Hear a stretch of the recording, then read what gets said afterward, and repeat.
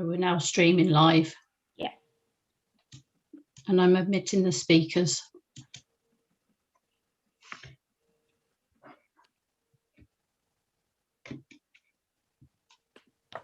Could you pass the, thank you. That's thank you.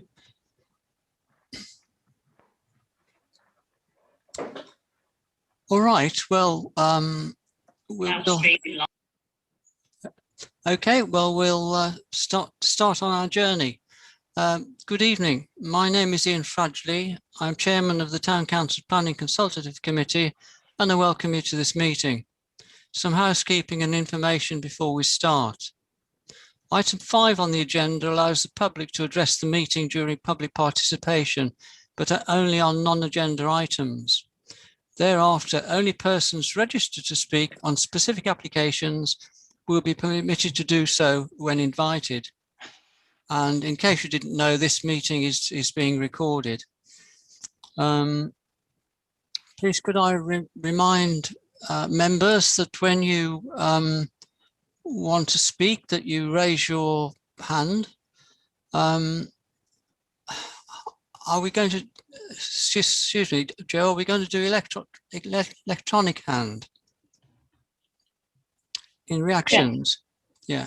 Use the electronic hand in reactions. And please, after you've finished speaking, could you mute yourselves? Okay. And we'll do the voting via our hands. Okay, I'll go on to open the meeting. Start item 1, apologies for absence. Do we have any apologies for absence? Thank you, Chair. No apologies received. Is Bill in yet? No, I'm waiting for him to come into the meeting. He's not appeared yet. Okay. Well, I'll leave that up to you then, Joe. Yeah. Item 2, declarations of interest on items on the agenda. Do I have any declarations? Councillor Fradgley. I have had some conversations with the district on the item on Pragnolls and Bonards. Thank you. Anyone else? No, thank you. Item 3, to receive written requests for dispensation for the disclosable pecuniary interests. Well, we have none. Item 4, to grant any requests. No. Item 5, public participation. We don't have members of the public here. The two gentlemen that are sitting silently are here to speak during the Pragnolls presentation. Item 6, consultation presentations on pre-planning applications. There are none. Item 7, to approve the draft open minutes of the Planning Consultative Committee meeting on the 19th of January, with a view that the meeting scheduled for the 9th of February was cancelled. Do I have your agreement to approve the draft open minutes of that meeting on the 19th of January? If you could raise your hands. I have to see which are councillors and which are not councillors. Yes, that's unanimous. Thank you. Right, item 8.1. Before I launch into that, could I just tell you that there were no items deferred from additional chairman's actions yesterday morning. So we just have the one on the agenda. And as we know, the town council, the town centre will have to evolve from what's happening at the moment. And this application is part of a proposed change in Wood Street. So I would please ask Neil to introduce the detail of the application. Thank you. Neil? Thank you, Chair, and good evening, everybody. Hopefully the screen share has worked. Not too many slides to show on this one. You've seen this application a couple of times before. The current application is to propose an installation of 19 PAS 68 hostile vehicle mitigation bollards to the front of 5 to 7 Wood Street, commonly known as Pragnells, and associated extension to Footway. And just for your information, PAS 68 is just the specification, if you like. PAS stands for Public Available Specification. I think we all know where the site is. That's Pragnells, the shop here, and it's the stretch along the frontage of the shop where the bollards are going to go. This is a plan showing a survey of the existing frontage of the building, the pavement, and the curb. So you've got the recesses here, the main one here, into the shop itself. So that just shows a survey of the pavement. And this drawing is effectively the proposed location of the bollards. I've zoomed in as much as I can, but effectively they are the little turquoise dots here. So 19 of them in total. There's 2 on the other side of the dropped curb access way there. So there's just 2 there and another 17, quite close to the back of the curb, all in a line. And there's the street scene elevation. So that's the 2 on the other side of the access I mentioned. There's the access, and then the bollards along here. That's a section detail of the bollard, about 1 metre in height above pavement level, about 1.2 metres, I think it is, in between the bollards. The design of these bollards, as far as I can see, has changed only in the sense that there's now a reflective strip on the bollard. You can see just the white marks on the bollards. That wasn't proposed before. So if I go to the planning history, the first application for the bollards came in 2018. It was an application for 18 bollards. It was withdrawn, but during that application, you objected to the proposal on the grounds of it having an adverse impact on the historical visual amenity of the street and the conservation area. You felt there were no public benefits which would outweigh the harm.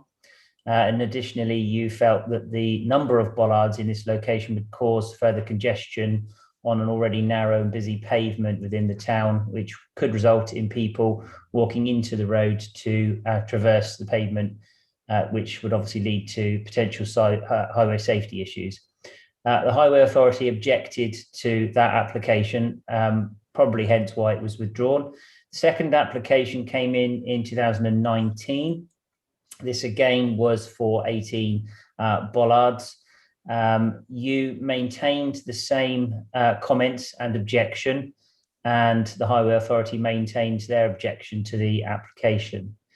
The council refused this application, so this one was determined, and those bullet points effectively summarise the refusal reason. So failure to protect or enhance the conservation area or the setting of the Grade 2 listed building, that's the Pragnells shop itself. And obviously Wood Street has a number of other listed buildings in the vicinity. Didn't name the listed building, but effectively it was the setting of the Pragnells listed building. The amount and concentration of bollards added to the significant visual clutter of the street scene and the conservation area. The council deemed that there would be a negative visual impact on the character and distinctiveness of the locality. They did recognise the benefit of crime prevention, because obviously that's a fundamental aspect of this planning proposal. But they felt that that was insufficient public benefit to outweigh the heritage or harm to heritage assets. Overall, they said there would be a negative impact on the operation of the highway by reducing pedestrian friendliness. Interesting phrase, not seen that one before, but I think we know what it means, and the creation of pedestrian vehicle conflicts. So this application, in essence, is for the same development, one more bollard. The reflection panels have been added, and that's as far as I need to go with the presentation. I have just checked before the meeting, and the Highway Authority haven't responded to this current planning application. So that's the facts of the case. Thank you, Chair. Thank you, Neil. Councillors, do you have any points of clarification, questions that you wish to ask Neil? Mr. Mayor? Yeah, thank you, Chair. I'm not sure that we need to pull up the details of the previous application, but looking at the reasons for objection, I'm not seeing that they've addressed any of those. Is it worth just walking through those bullet points just to clarify what changes they've made to their plan to address the reasons for objection previously? Thank you, through you, Chair.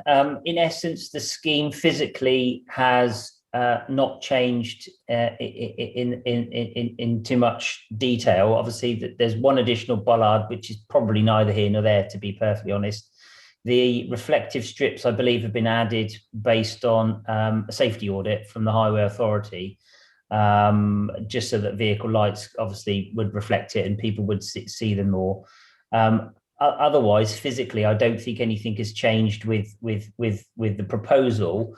My understanding is that the applicants have tried to give the district council, more evidence in terms of the crime prevention and the public benefits to outweigh the heritage harm. As you'll be aware, there's sort of three aspects of heritage. There's either no harm, there's either less than significant harm, or there's significant harm. Significant harm normally means it's a refusal. No harm normally means just get on with it, it's fine in heritage terms. Less than significant harm has to be outweighed by a public benefit in order for it to be granted, if you like. So we're very much in that middle category of this is less than significant harm or less than substantial harm. And it's simply down to a judgment as to whether or not the benefits would outweigh that harm effectively. And my understanding is that the applicants have tried to pull together some more evidence, some more information to support that case. And obviously they're here this evening to talk about that. And no doubt they can explain that in a bit more detail. Thank you. Councillor Curtis? Thank you, Chair. Now, I think Neil has clarified. I just wanted to really confirm that essentially this application is exactly the same and it's not changed in any material sense. And I think Neil's just done that. So thank you, Chair. Thank you. Any other points of clarification? Councillor Cleeve? Yeah, thank you, Chair. Can I just confirm, I can't remember from before and the plan I wasn't sure on, are the bollards going on the pavement, or are they going on, are we essentially extending the pavement and then going on the road? Can you just confirm that? Yeah, if you bear with me, I'll just share the plan again. So actually, to be fair, this is as I understand it, as another slight physical difference. It's in the description of the development in respect of the footway extension. I don't know if it's not I can't blow it up anymore because I'm going to lose the detail, but that they are making the pavement slightly wider, as I understand it. Can you see that sort of strip area? Mm-hmm. I don't know how much it is. I suspect where it tapers very thin, it's negligible, a few millimeters. Widest part's probably about here. And I can't quite see. Actually, it says carriageway narrowing. Bollards 500 meter clearance of the proposed curb line. So it is the bollards are within the pavement. They're not effectively within the road. Thank you. Sorry, Neil. Could you? I mean that section there where it looks wider, is that significantly wider? I can't measure from the plan, but I mean, my judgment would probably be 400 or 500 mil, so up to half a meter. Again, I think the architect's here, so they've drawn the plan, so they'll be able to give you that measurement specifically.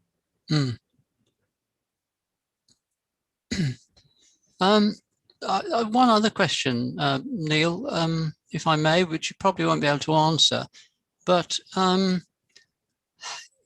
is there anything about putting bollards in the town, or this is the first, but is there a strategy for bollarding the town? I'm not aware of one, but that doesn't mean to say there isn't one. I mean, there are a number of bollards in and around the town, and the applicant's submission highlights that. You've obviously got the large wooden posts that the county council, I believe, installed, something to do with loading and unloading. I mean, I never really quite understood that, to be honest, and they've been knocked over in the past and people trip over them. It seems to me that that's more clutter. I'm sure there's a reason behind it. I'm not quite sure what that is, but there's no planning policy as far as I'm aware, certainly in the neighbourhood plan or in the core strategy about bollards. It's probably such a small detail, and I'm not downplaying the significance of this application, but it's something that's probably just been overlooked in planning policy terms. So I think you just need to look at this on its own merits, having regard to this particular location. I mean, the RSC has bollards around it.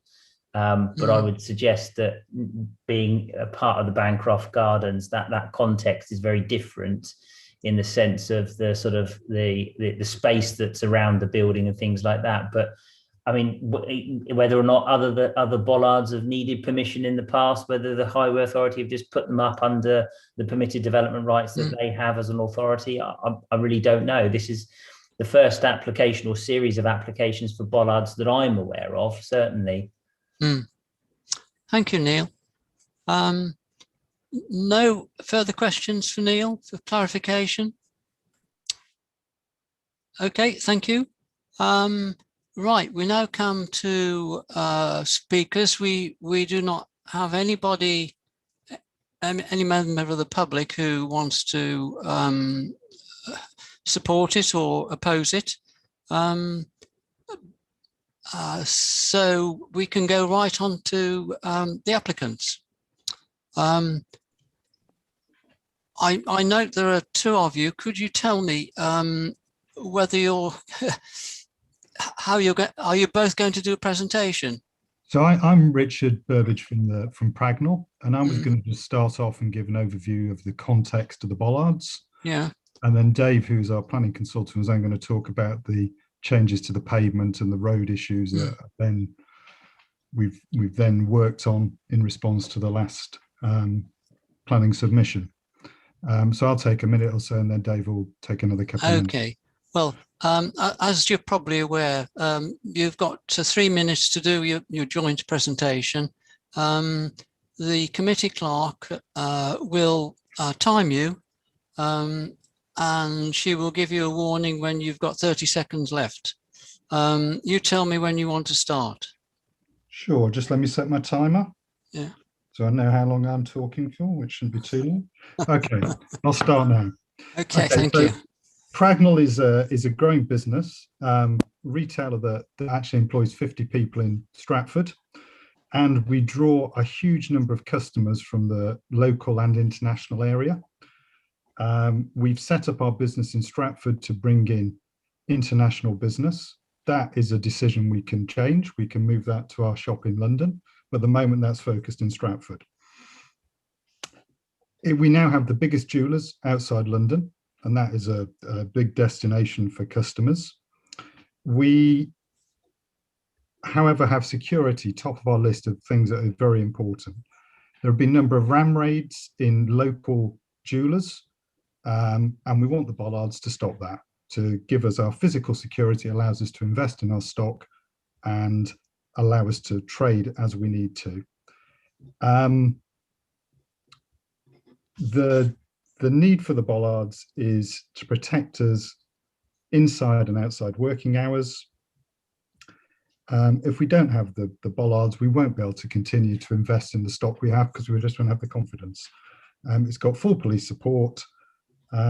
And probably now time to pass over to Dave just to talk about the detail of the scheme, if that's okay. Thank you.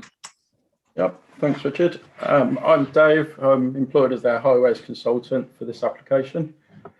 As you say, that's a lot of similarities between previous applications, but the main points of the whole scheme are maintain sufficient footway width, but balance that with having sufficient carriageway width. Because as we all know, high streets are changing. Ideally, you'd like them all pedestrianised without any vehicles, but that's not always possible. Initially, we started out, the Highways Authority said we should have a footway width of 1.5 metres maintained with the bollards in place. But going through the results of the road safety audit and at the evolution of the scheme, we've ended up with at least 2 metres between the building frontage and any bollards. And in particular, after the bollard, working away from the building, you've got another ½ a metre between that and the revised curb line. The revised curb line is the major difference. So obviously we've widened the carriageway up to about 0.77 of a metre so that we can maintain a 2 metre width. And then we've also demonstrated that 2 of the largest articulated lorries can still pass each other on Wood Street. And fire and rescue have no objection, and rights away have no objection. The police are fully in support, and Councillor Pemberton, no objection as well. We think the overall, the benefit to pedestrian safety and security outweighs any impact of the bollards. And I'm out of time. Right, thank you, Mr. Godber. If you just stay where you are for a moment, and the next part of the is councillors to ask you any questions. I don't mind which of you gives the answer. Okay. All right, questions, councillors? Mr. Mayor. Yeah, I wonder, Neil, would it be possible for you to put the plan up showing the extension of the pavement, and then they can just talk us through it? I think you're suggesting that the pavement is going to be, the available space on the pavement is going to be wider after the bollards are in because you've extended the pavement. Is that correct? And on the basis that it looks to be a sliding scale of width, you obviously can't be giving your 2 metres across the full length of the bollards, is my guess. But could you just clarify that, please? Yeah, if I respond to that, can I don't know if you can both, can you unshare your screen and I'll share mine with a slightly different plan? Thank you.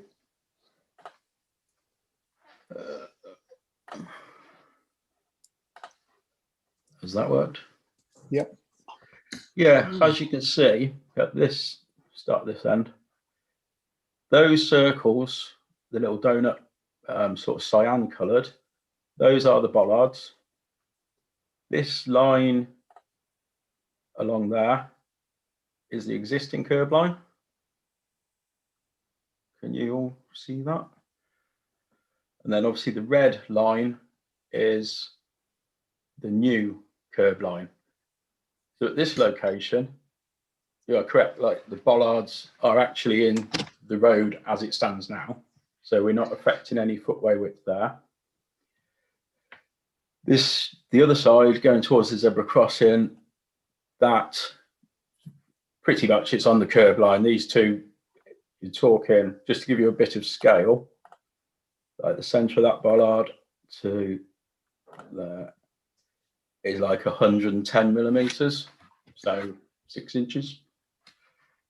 But you're correct, as we go down, this measurement here, that indicates you've still got a 2 metres from that bollard to the shop frontage. Yeah. But you are correct, as we go down, they would be in the existing footway round by the zebra crossing. But we have still maintained that gap is at least 2 metres. Thank you. If I just measure that one. Could I ask Councillor Dyer to mute himself?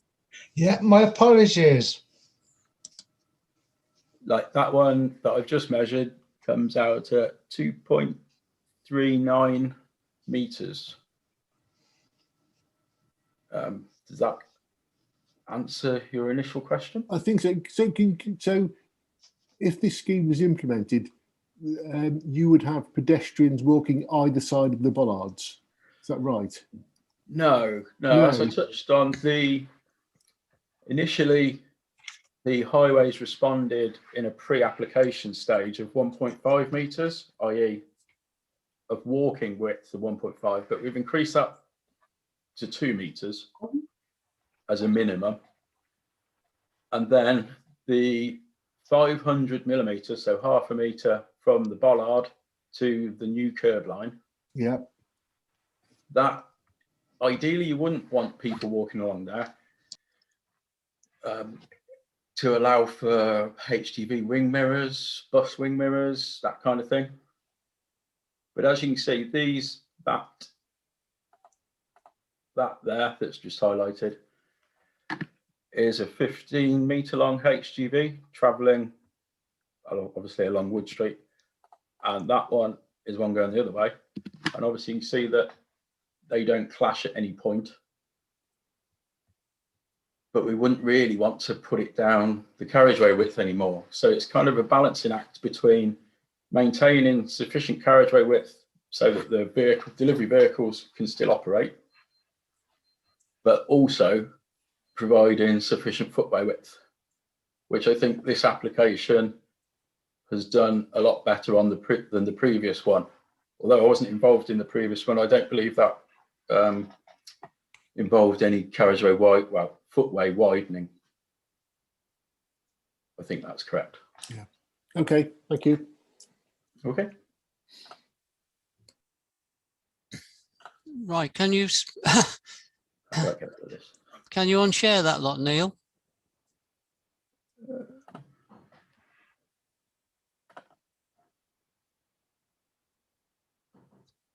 I can't see anything at the moment, apart from a diagram. No, I'm just trying to figure out how to unshare it. Apologies. Must be something.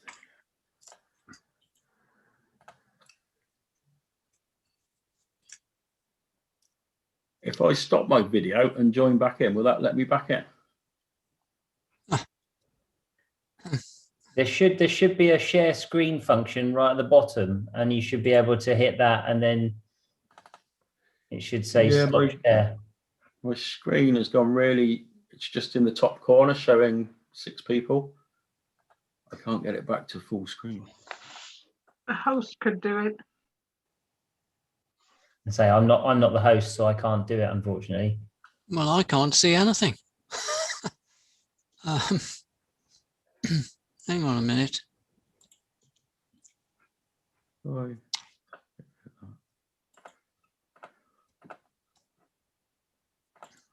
Dave, try escape. There we go. That's it. Yeah. Found it. Sorry about that. Okay. Right. Councillor Cleave. Yeah. Thanks for that. You mentioned about the ram raids, obviously the security, and security is vital. We know that it's for protection of people, customers and staff. But you mentioned the ram raids. Have there been any ram raids and jewelries locally that you use in these statistics? Yeah, there have been. We have evidence from the police where we had a Ukrainian gang who came and looked over our showroom and then ram raided the nearest Rolex dealership in Northampton after they saw that we had reasonable security. So they were the first one. And also the risk, even in Stratford at the moment, is huge. There was a machete and hammer attack for one of our smaller competitors on Henley Street just before Christmas. And we get continual advice from the police and some other security groups about when raids are coming. So it is a live event, unfortunately. The event in Northampton didn't end with any fatalities, but the police's view that was more by complete luck than judgment from the people who did it. And was that, sorry, through you, was that with a vehicle? It was a vehicle, yeah. It was a Ford Fiesta that went 10 meters into the showroom. It was an awful event. Thank you. Thank you. Councillor Fradgley, you've got your hand up. Yes, just a couple of issues. When you were talking to highways, because of the reduction in the road width, was there any discussion about reducing the speed limit here, say to 20 miles an hour, which would give a little bit more security to traffic going along there and pedestrians moving in and out? That's one question. Second question is, if this were to be approved and if it did go ahead, what are you intending to do about the pavement reinstatement treatment? Because there will be some impact on the pavement when these go in, because it's quite a big installation. And my final question is, are there any mitigations that you have taken in the past to strengthen the existing door and window frameworks of the shop? Thank you. Okay, Dave, do you want to take the first one and I'll take the other two? Yep. The 20 mile an hour limit was briefly discussed with highways, but that would be more of a city town centre as a whole, rather than just applying to this application. Whether that, if that was going to go ahead in the near future, whether highways would require a contribution towards it, I'm unsure. That wasn't discussed at the time. But also, the second question, the pavement reinstatement, that would be agreed with the highways. So it would look as it is, just on a new alignment. And we're happy to settle any, we want the pavement to look as good as it possibly can. It's outside our shop, so we'd be more than happy to comply with any requests to make that good and look as perfect as it can.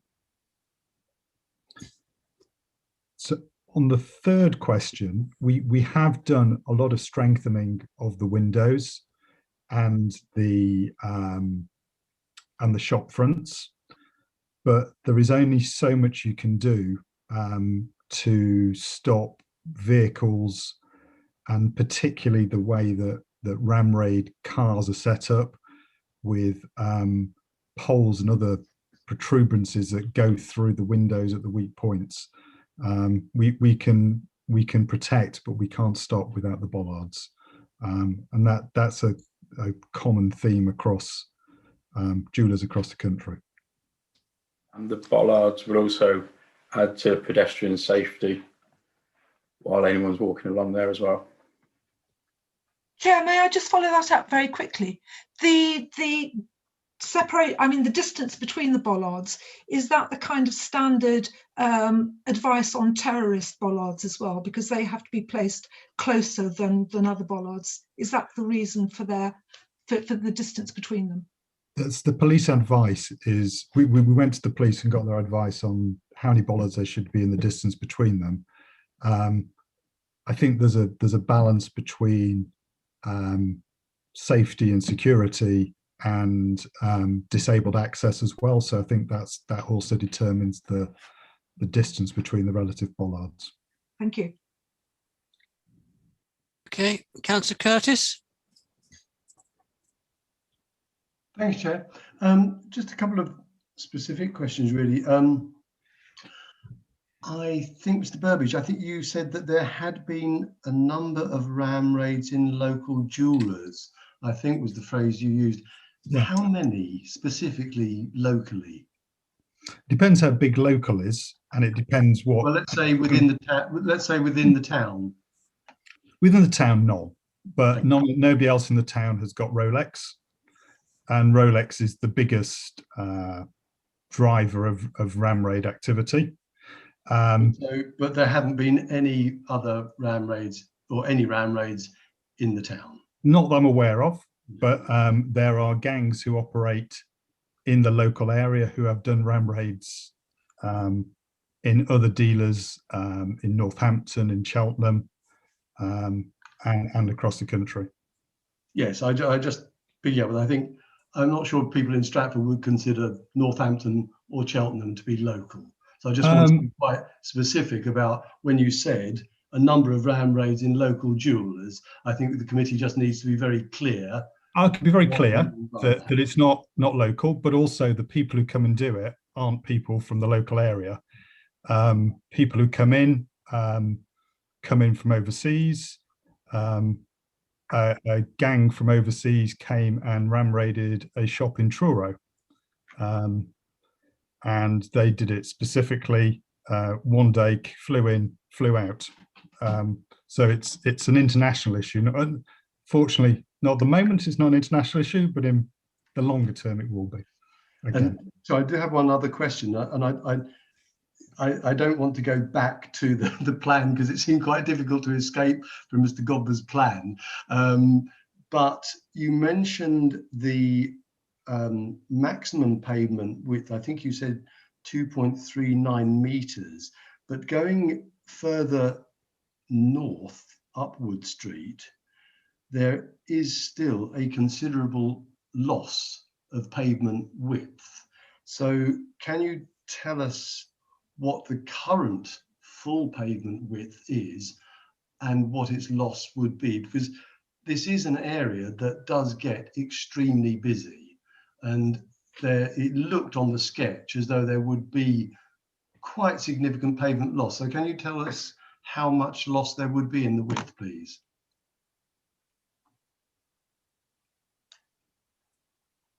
Sorry, just unmuting. Yeah, if I measure that, obviously you're meaning by the zebra crossing next to outside Specsavers. The distance that you would lose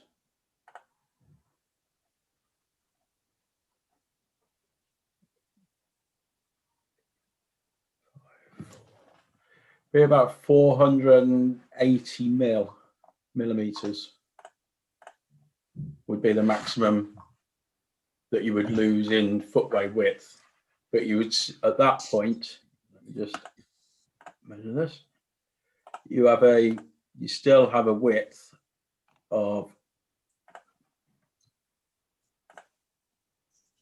at that point, you've got 3.8 meters. Right. Thank you. Because the shop next door to Pragnall's is stepped back a bit. The whole of Pragnall steps back as you go towards Specsavers. It's not on a straight line, it's on a reducing line. Yes. Thank you very much.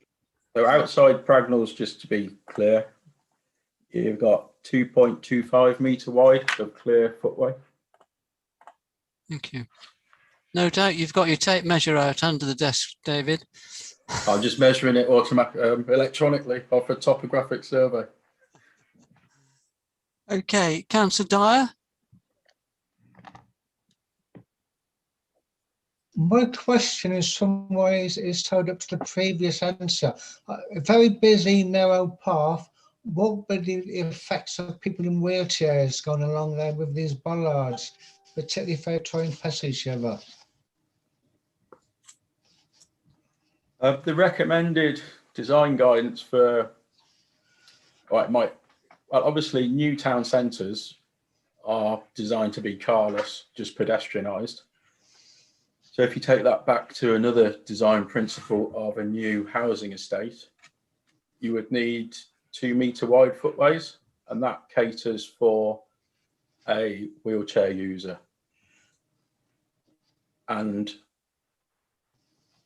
I'm 90% sure, without looking it up, that you can get a wheelchair user and a standard pram going past each other on a 2 metre wide footway. If that helps answer. Thank you. Okay, Councillor Cleeve. Thank you. Sorry, another question. And Chair, stop me if it's something I can't ask. You talk, Mr. Burbidge, about obviously if you didn't get this, that potentially the business would have to leave Stratford. Yeah. Yeah, I think one of the concerns would be, and this is where I'm not sure if it comes into planning or if it's something we can consider, is if we gave the permission where does the business, basically, is the business going to stay in Stratford as a guarantee? I know you can't necessarily in this day and age give that guarantee, but if you got what you wanted, is there more? Will you be staying?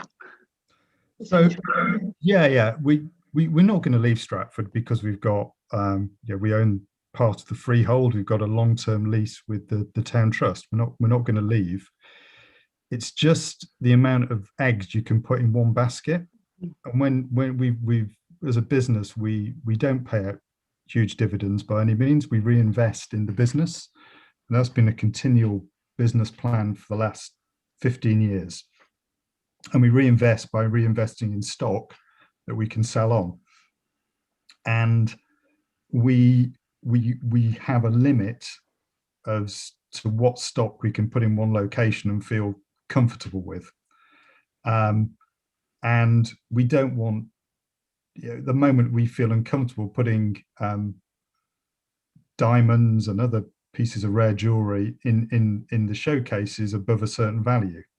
Now, we have a showroom in Mayfair we've opened 3 years ago where we feel a lot more comfortable because we've built that from a secure position from day one.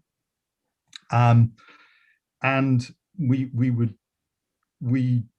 just redirect more of those rare pieces to London because it's just a safer place. Not to say we will leave Stratford or anything like that, just recap that, but it's just the where the business is. And also how we work to bring in tourists. At the moment, we've put an awful lot of effort into bringing tourists into Stratford.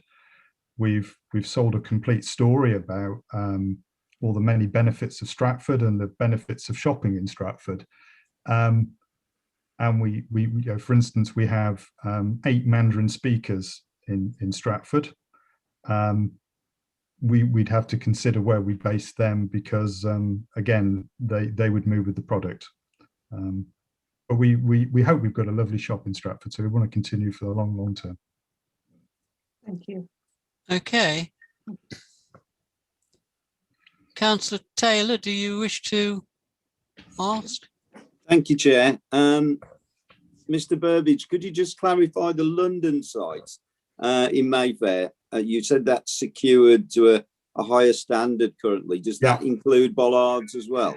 It doesn't actually in London, but the difference is that we have all the nice pieces in a basement.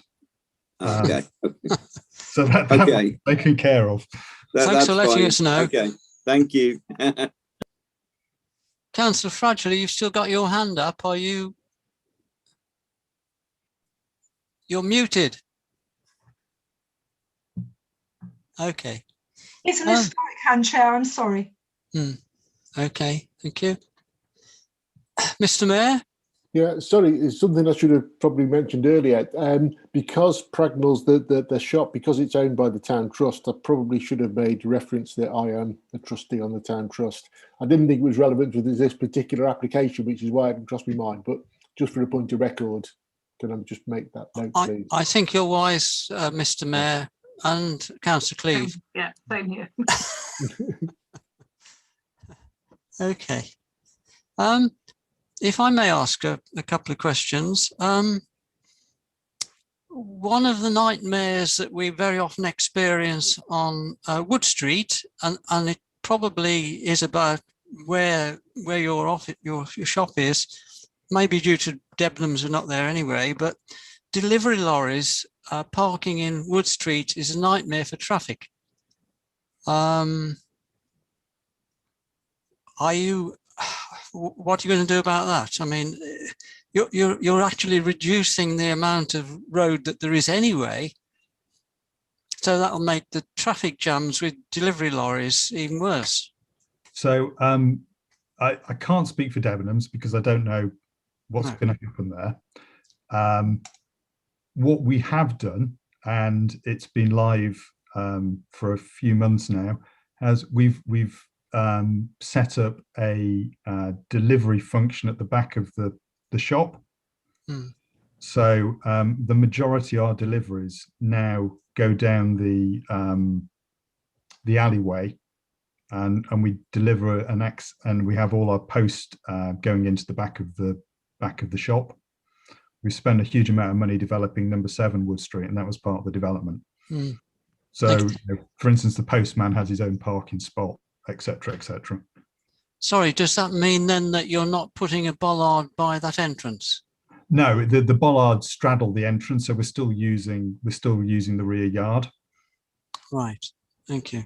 That's a right of way for the owner of the Debenham site plus Specsavers and ourselves. Yeah. Thank you. Could I just be able to add? Obviously, we're reducing the carriageway width slightly. But in reality, that won't affect the ability for cars to overtake a stopped delivery lorry. So it won't exacerbate the problem. But obviously, it won't help. It won't solve the problem, but it won't make it any worse. And it is double yellow. Whether you're 300 or 400 millimeters less road width, that won't affect the ability for cars, lorries to get round anything that's parked. And also, I have just been through a bit more information, and we consult with answer to Councillor Dyer's question. We consulted with Elizabeth Dixon from Accessibility Stratford, and she visited site, and she was happy that 2 wheelchair users, stroke pushchairs, could get past each other in a 2 metre width. Thank you. All right, thank you.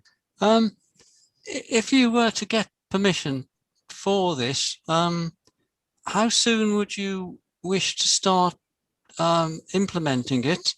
How long will it take to be implemented? And what's going to happen to the pedestrians during the development phase of this? So if it gets approved, we would obviously want to start work as soon as possible, but we would have to, I think, bear in mind the seasonality of Stratford and the potential for huge numbers of people. So I think at the moment our plan would be, if it does get approved, to be looking something like early June, when it's a little bit quieter than you build up to in July and August. Who knows over this current year.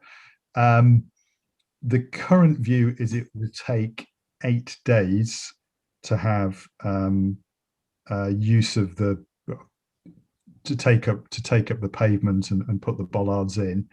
That would have to be managed through a traffic management system, and we've not gone through it in detail yet because we don't want to count our chickens, but the view was we would have to take the pavement from around the entrance to Debenhams through to the Specsavers side, and we would have to ask pedestrians to use the other side of that road. We'll obviously try and do it as quickly as possible because it's outside our showroom, so we would want the issue to be resolved as quickly as possible. If that means we have to work 24 hours with different shifts, we're happy to consider that, but until we get into the detail, it's a bit too early to say. Okay, thank you. If this is to stop ram raiders, does that mean that your 2 gentlemen who stand outside the shop looking absolutely frozen will still continue to be frozen? I'm going to buy one. We'll have one of them, and he'll have a thicker coat. Okay. Any more questions, councillors? Councillor Fradgley. Just Do you mute yourself, Councillor Fradgley? I thought I had. Just a very, very quick question. Your gates, which lead to your alleyway at the back, will those be strengthened? Because those will be shut during the day, presumably, and only opened when you need access. Will they be actually strengthened? They have been already. So they've with their new gates with a special supporting structure, which just makes them a little bit more safer. Okay, Mr. Burbidge and Mr. Godbers, thank you for your presentation. I hope with the council I have no more questions to ask of you. What will happen now is that the councillors will go into debate on what they think about this application, and then Neil, our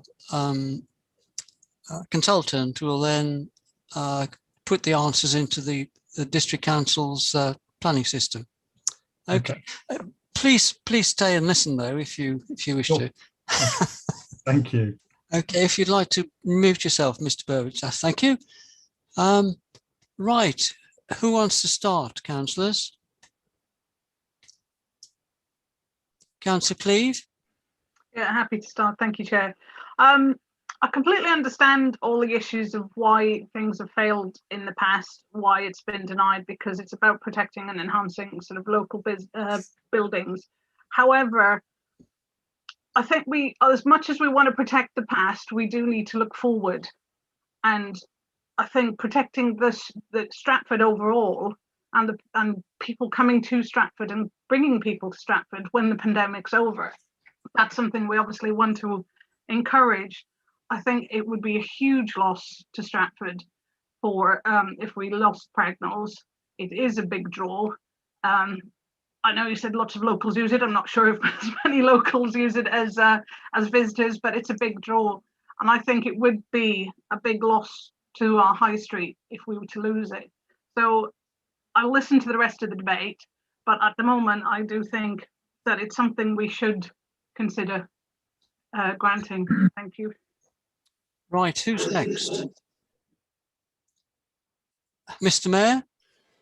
Yeah, I mean, very sympathetic to the retailers' reasons for doing this. My major concern was all around the width of the pavement, because I didn't think initially that they'd address that. But I think in having listened to the presentation, I think I'm comfortable that the width of the pavement is sufficient, and Elizabeth Dixon's given it the go-ahead, then that's fine with me. So, but my concern is that there were 5 reasons why this was rejected in the past.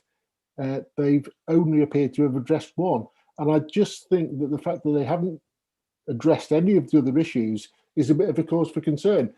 Personally, I think I can't remember my part in the debate last time, but I'm sort of sympathetic, but I'm a bit loath to go against the previous declinature when they haven't addressed those 4 particular points, is my comment.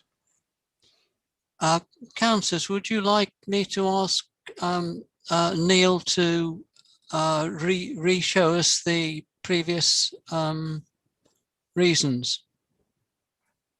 Yeah. Could you do that, Neil? And Neil, the other thing is, could you just clarify, because those were the reasons from the previous district council decision, as opposed to the comments that the town council made. Is that right?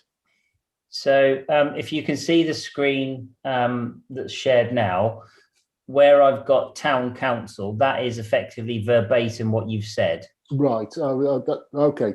That was the old decision. We just carried those forward. Yeah. Okay. That was the 2018 decision. You objected to it for that reason. And in the 2019 application, you effectively said we maintain our objection as previously stated in the 2018 application. So the same comments you've made on the 2 previous applications. Now, the reason for refusal by the district council, that's my summary. I can pull up and read out verbatim the refusal reason if you like, but essentially that is what it says. It's not 5 separate reasons for refusal. It's just one very long refusal reason, and I've just bullet pointed it to make it easier to digest.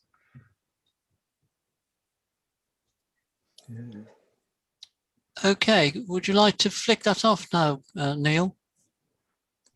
Thank you. Mr. Mayor, do you wish to say anything further, having seen that? My other comment was Highway still haven't commented, I understand. And I think, I mean, I don't think they're going to object, but I suppose we should wait and hear what Highway say before anyway. Yeah, okay. Who else? Councillor Curtis? Thank you, Chair. I do feel very ambivalent about this. I mean, I do see the problems, notwithstanding my comments about how many ram raids has there been locally. Clearly there is an issue, but it does seem that the only alteration to the previous application in front of the committee that we're being asked to consider is the additional, fairly marginal additional pavement space. So I think really what we're being asked to do is to look at the original application with that one very marginal difference.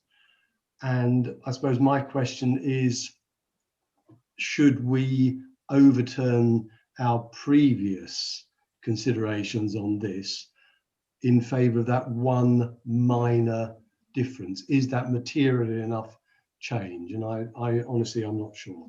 Thank you, Chair. Okay. Who's next? Councillor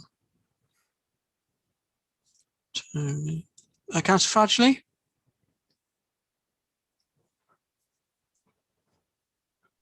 Sorry, actually this is in my ward, and I have actually had conversations over a number of years about this, and it's always been an extremely difficult thing to do. I tend to agree with what Councillor Cleave has said. We are in a completely different position in the town centre now from what we were.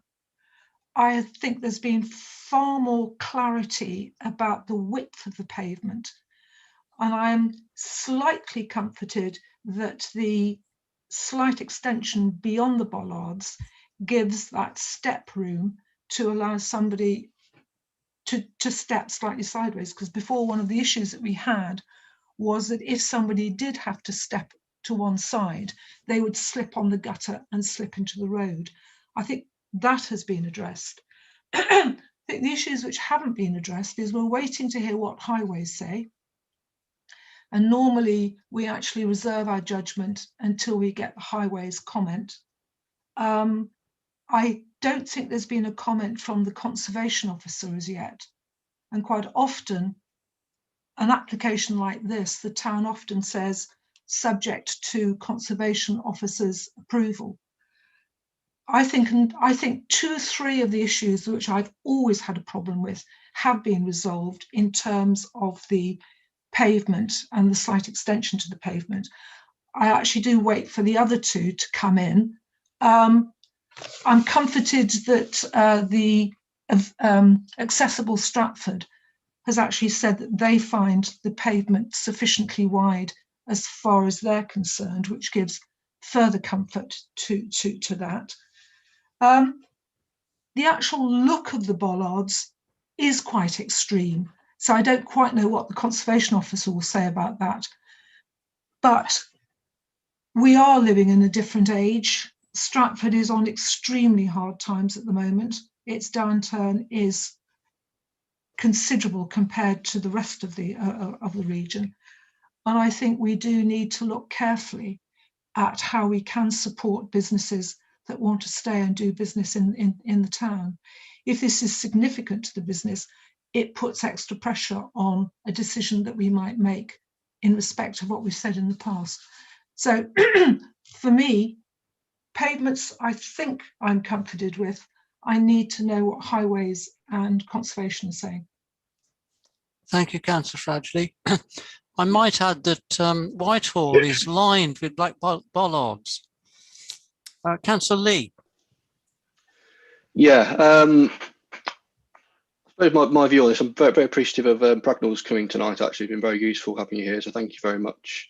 I think it's still, for me, I'm still not convinced by the pavement width argument. It is unfortunately one of the narrower parts of Wood Street, and it will have an impact, particularly when there's a lot of people during the summer. Again, we've talked about, yeah, you physically can get 2 people past, but often it's more than 2 people that are travelling down that path at any one point. So that, in that instance, I'm still very uncomfortable. I certainly wouldn't want to support this and without having seen what highways think as well. The carriageway is getting narrowed.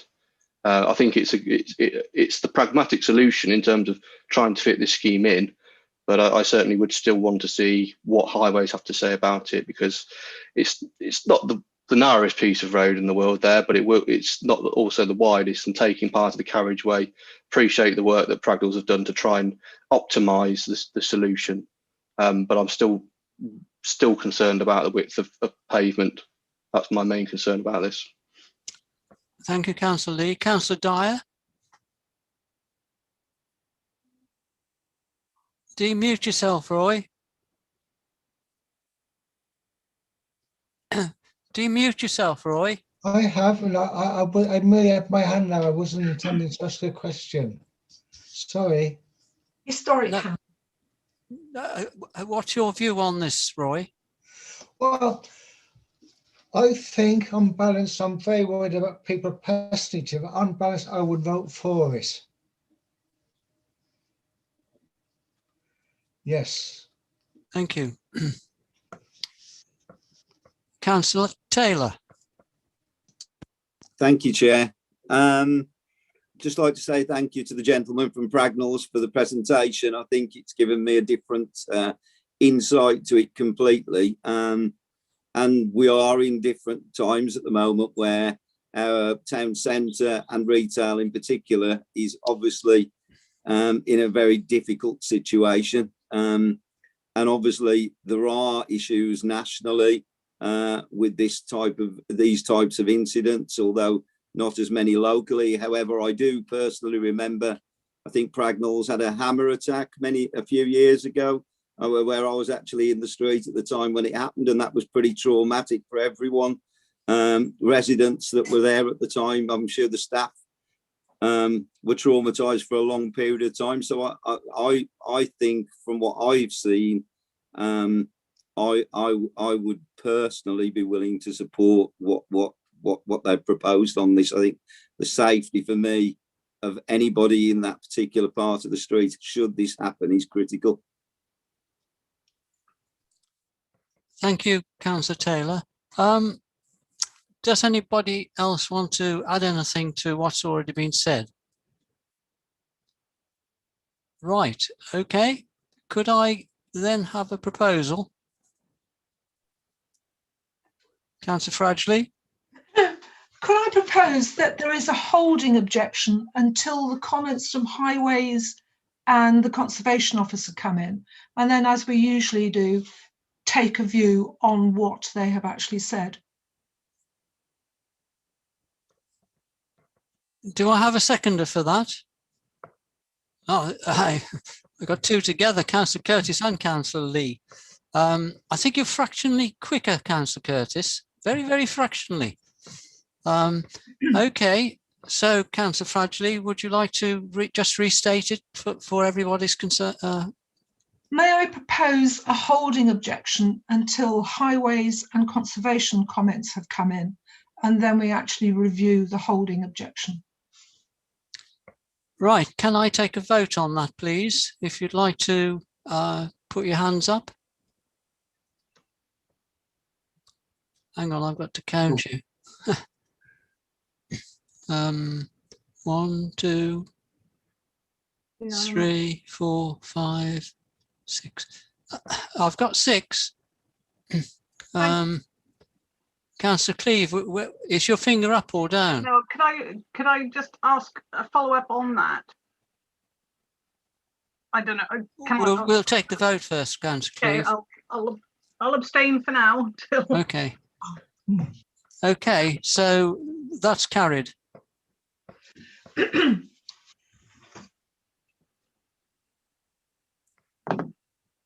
Mr. Godber and Mr. Burbidge. We will now wait to see what Highways and the Conservation Officer have got to say, and then we'll revisit. So that's the end of that. Our planning officer will be keying that into the system now. Are you doing that, Neil? Would you like to put it up on the screen?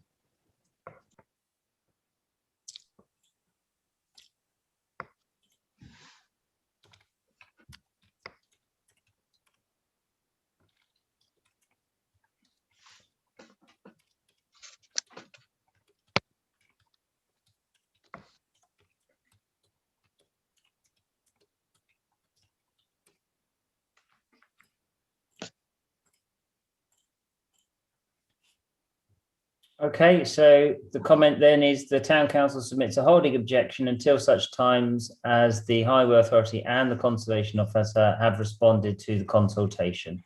Happy with that? Yes. Everyone happy with that? Right, thank you. Okay, Neil.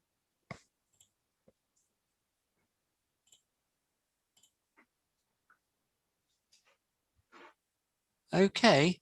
Right, we'll now go on to that's 8.1, isn't it? 8.2.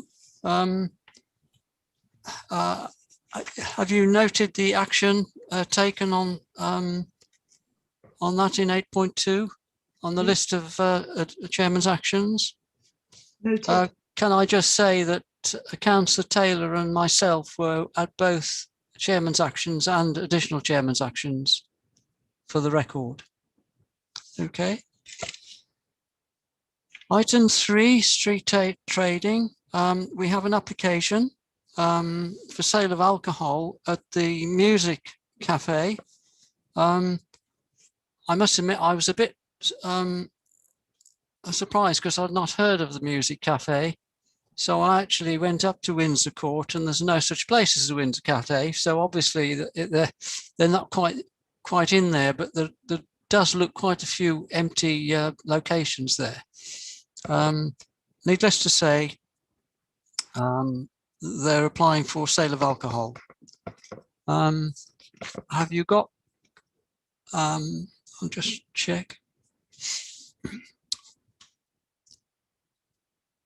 They've got a variety of things on.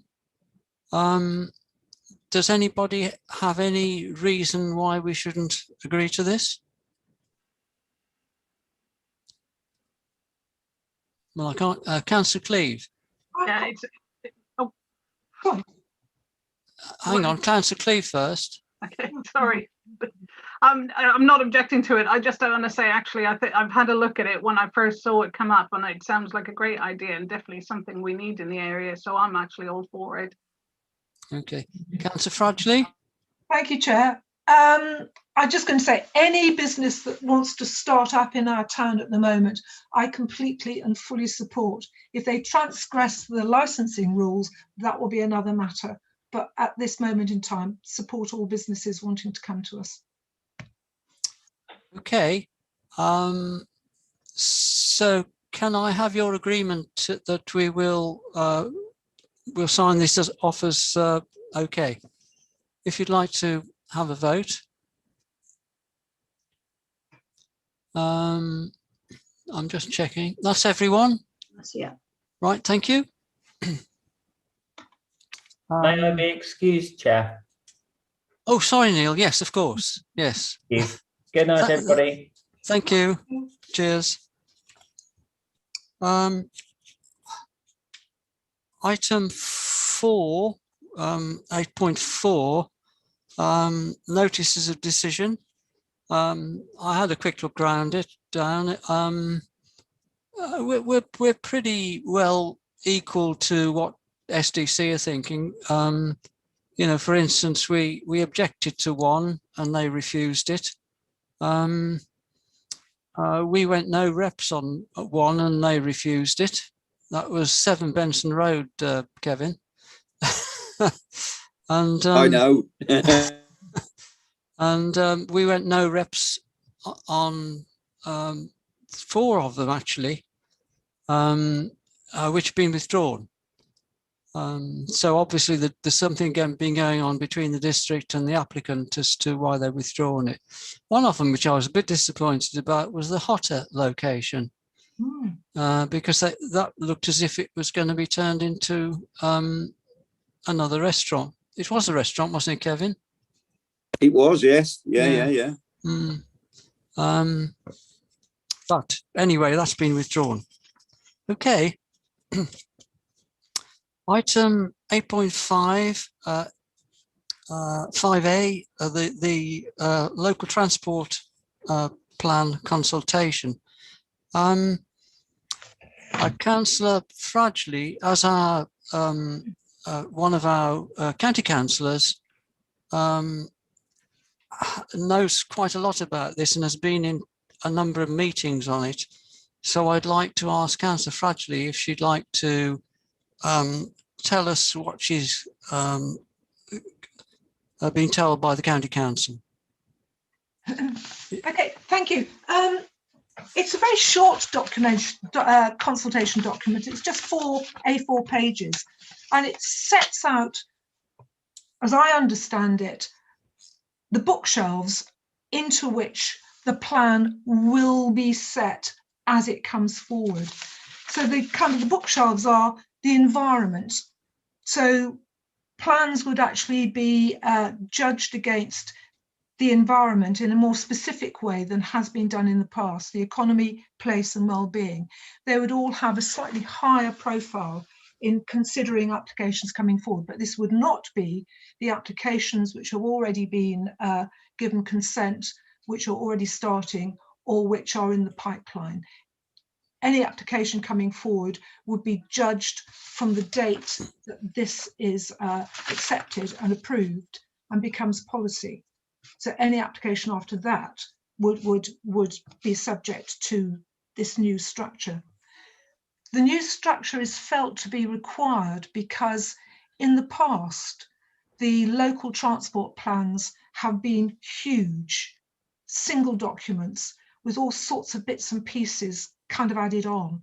And they become quite a nightmare to look at for anybody who's not used to those sorts of plans, to look at, to consult and to interrogate. So they're hoping that as this goes forward with more clarity, then it'll be much easier for residents to find the bit of the highways plans that they actually want to look at, or highways legislation. I think it's, personally, I think it's the right step to go forward on this, but they need to consult on it to make sure that they will actually take this forward as the structure they're going to be working with. I see that other people are beginning to comment on it, and the comments which they're looking for are these the right pillars? Are the right descriptions within the document to support these pillars? Do you think something has been missed out that should be there as part of the consultation, as part of the consultation onto these pillars, and would then be part of the process of approving documents as it goes forward? So it's I think it's quite a new and innovative way of setting out a planning document, rather than just wading through plans to do with each area and then putting them together. If you've seen the document that this is going to replace, I think it'll be more flexible. I think it'll be more and much easier to use. So, but I think if we do want to comment on it, it's, do we think the what they're saying about the environment, do we think that's strong enough? My understanding is that they've actually started this from the user point of view. When they actually started to put this together, they sat and asked the question, how is transport going to be used in the future? It's going to be very, very different from now. So how do we actually set out a document that can be flexible enough to respond to future changes? And this is what they've come up with for us to actually comment on. Thank you. So as an example, would we be getting down to the level of the fact that we in Stratford perhaps might like a load of vehicle charging points? That would come under the environment. So the policy that would govern electrical charging points or even hydrogen filling stations would actually come under the highways legislation, which would fit under environment. So if you read through what they're saying about environment, they actually are suggesting, they are talking about electrical points and possible hydrogen changes in the future. So it's meant to be a document that can actually extend itself out to take on board changes that we are going to be facing. Okay. I did also ask Councillor Lee if he would have a look at. Councillor Lee, would you like to add any comments? I think Councillor Lee must have lost his connection. He just disappeared out of the meeting. Oh. He's in the He's in the waiting room. Can you? He's not showing up on my screen as being in the waiting room. Are you able to admit him? I have done. Yeah.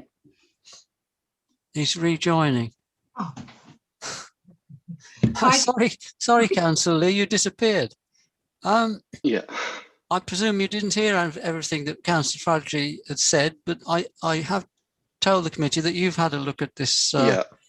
And so I'd like to invite you to give any comments that you might wish to give. Yeah. So yeah, unfortunately my internet just died off then. Yeah, so I've had a look through it. Initially it was a view of, well, is this a decent big plan to look at for us to comment on? The answer to that was categorically no. As Councillor Fradley set out, they're at the starting point really of putting together their plan. And I think what they're keen to understand is the drivers. What are the key drivers for developing the plan? I looked through their consultation form. So they've got an online form. It's very much designed for the individual rather than the organisation. And what it does, it takes you through essentially the same set of questions for each of the 4 themes presented, i.e. do you agree that this is a theme, strongly agree, down to completely disagree. And then it seeks to rank within each of the 4 main themes. I've got these sub themes. It seeks to rank your opinion on those. Again, it's down to individual choice really. And then it goes into a sort of important stroke not important matrix of a number of issues. And to be perfectly honest, I could sit there and say all of them are important. So it's a difficult one to balance. And I think it works better, I think, as councillors to input into it individually. I think it gets a better view because there may be some topics which some councillors feel more strongly about than others, and you can change the way you vote. And I think in the way that it's been designed, I think it works better for more people to participate rather than the town council give a town council view, as it were. I think where we do get into the town council view is when the plan comes out. And the only thing I'd add really is there is an opportunity now, if there is any specific transport items we'd like to add in, that may be worth debating. There is though it's very structured in the way it's consulting, there is at the end, as there normally is, another type of question asked. So if there is anything we feel particularly strongly about in the context of a local transport plan, it'll be good to get it in now. Again, there's probably differing views around the room as a certain road that shall remain nameless may form part of a response, and again, hence why I think it may be better to do individual responses. But yeah, that was my view on it. I think it's something councillors, I'd encourage you all to look at or have a look through it, and it'd probably take half an hour of your time to go through. So that's what I'd recommend. Yeah, may I just add to what Councillor Lee said? The last discussion I went to at the county on this was they are getting they're getting responses in, but they actually want many more responses. They're going to feel far more comforted if they can get many more people to respond to it. And they have a particular concern that they would like to hear from younger people. So if you've got sons, daughters, or friends of who are of a more recent vintage, and you could actually point them in this direction, it would be very useful to get younger points of view into the discussion, because it's going to be their transport future. In which case, Councillor Cleave, could it be on the Youth Council's agenda? Yeah, Councillor Fredgley sent that to me, so unfortunately our meeting's tomorrow night, so it's too late to get it on that one. The next one's 4 weeks, but I think has the consultation closed by that point? It will be. Could you send them? Yeah, I have sent it to them to just ask them to do it individually. Okay. I mean, we've all got our own. The thing that annoys me is that I think pedestrians and cyclists and mobility vehicles do have a hard time of it in Stratford and the housing attached to Stratford. That's one of my things that I don't think we provide enough within the area and all the connectivity to the rest of the town. And I have actually raised at various points as well, public transport as being an issue, which is coming up very much in our present conditions. Discussions we've had about the able to, for people within a town to use public transport, chicken and egg situation. Everybody wants public transport, but not enough people are willing to use it yet to make public transport viable in any sense. So that's a real conundrum, which hopefully we've got to address as well. Councillor Curtis.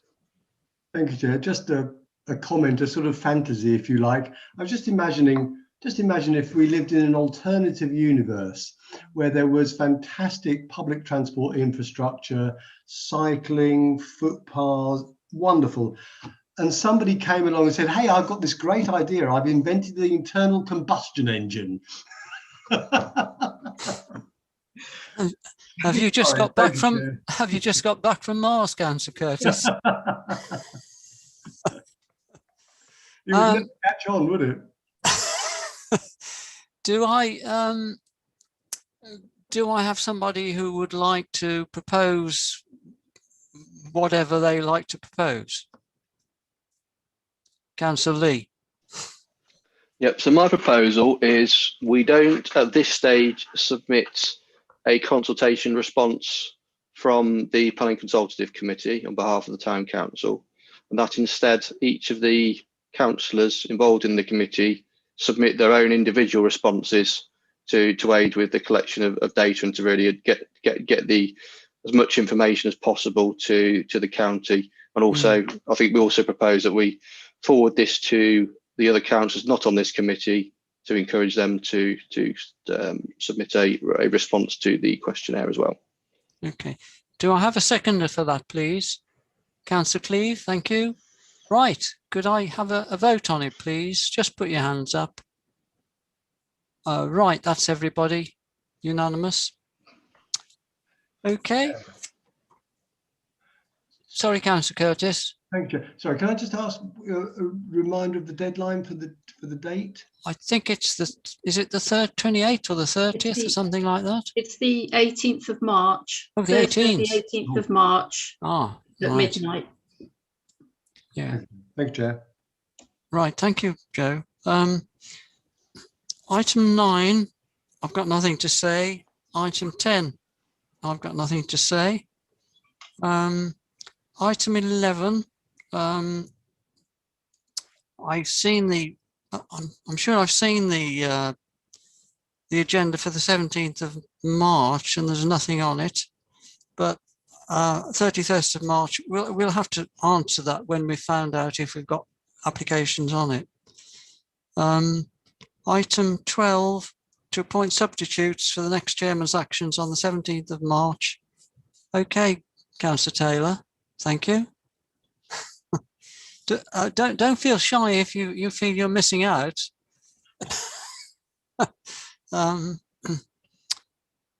Right, we've got now to, we've done that. So the date of the next meeting is the 23rd of March at 6 o'clock, and I'm ending the meeting at 19:24. And now I'm off to the Etihad Stadium. Could you stop the streaming, please?